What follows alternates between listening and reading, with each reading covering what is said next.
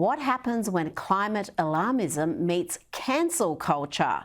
Well, I've just got the perfect man to explain that to us, President of the Copenhagen think tank, Bjorn Lomborg. Bjorn, tell us what this means. What exactly is this phenomenon of cancel culture and climate activism, or alarmism, if you will have it? Well, so a lot of the climate alarmism really wants you to believe this is the end of the world. And of course, that makes it a lot easier to get a lot of funding. But it's not true. Look, global warming is real. It's man-made. It is a problem that we should fix. But telling people this is the end of the world is just simply not consistent with what the evidence actually tells us. And so what I find very often is that a lot of people want you to just stay out of that conversation because I'm kind of ruining, and that kind of argument is ruining the alarmism. And that was what I experienced, for instance, when I was giving a talk a couple of weeks ago at Duke University. And some professors actually came out and said, Bjorn Lomborg should not be allowed to speak at Duke because he's just citing stuff from the UN climate panel. And of course, that's just silly, and that's not a good way to go forward. Now, it's not very scientific, is it? I mean, that's not how you're supposed to operate at a university in particular. But this virtue signalling we're seeing from the corporates as well, is that to appeal to the elite? Is it to appeal to their customers or government funding? What's driving it? Well, I think to a large extent, it's become very, very simple. If you say, this is the end of the world, it's an existential crisis, everybody stands up and applauds and says, see, you really care about the world. Whereas if you're saying, wait, hang on a minute, it sounds like you're a callous person who don't care about the world. But of course, the reality here is, if we focus so much on climate change that we end up spending a large sum of money on climate, that money can't be spent on all the other things that are also asking for our resources, both within, COVID recovery, but also just the fact that for most people around the world, climate change is probably one of the least important issues. What matters is that they don't have access to food or education or healthcare, just simply getting out of poverty. There are a lot of other problems.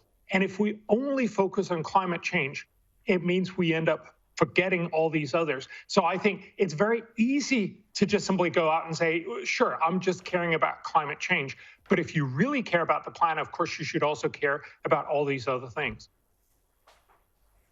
Absolutely, but we are seeing big banks, including ANZ, abandoning coal, and there'll be more areas that they'll abandon as they become political liabilities.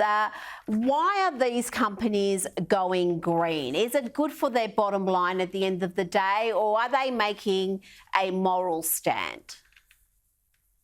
You probably have to ask them, but you're asking me. So my guess is that a lot of these banks and a lot of companies are finding it to be much, much easier to say, we're just going to go with the flow. We're just going to say, sure, this is a big problem, and we're going to ask people to care a lot about it.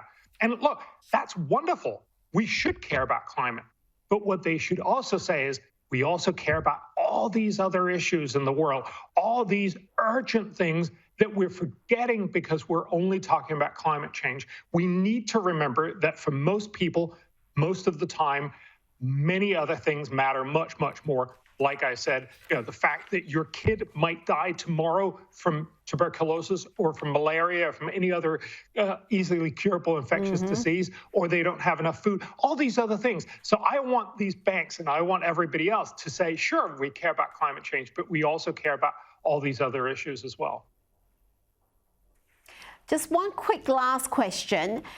Why does this alarmism work? Because we've been hearing now for decades that the end is nigh, that we've got 10 years to save the world, and then the clock is reset again, and they've got another 10 years, and yet it still works. You've got kids terrified that think the world's about to end. Why does that never catch up with the climate change lobby?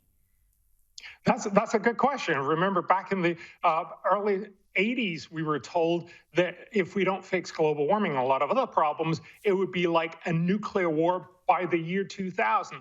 And of course, we've heard many, many other of these kinds of predictions. I think there is a tendency for us to not really care all that much about what happened 10 years ago. We worry about now, and people are saying, oh, but now it's different. And it really does make an impact, because we're now spending and talking about spending tens of trillions of dollars every year to fix climate change. Remember, that's a lot of money. That's, upwards of 10% of global GDP that we're talking about spending on this problem alone, and probably fairly ineffectively. So we got to keep saying, look, yes, this is a problem. Yes, this is something we should attack. But we should also remember to do so cost effectively, and of course realizing that there are many other problems out there that also need our attention, and only focusing on one issue is actually kind of immoral. Absolutely. Bjorn Lomborg, thank you so much for your time today. Thank you.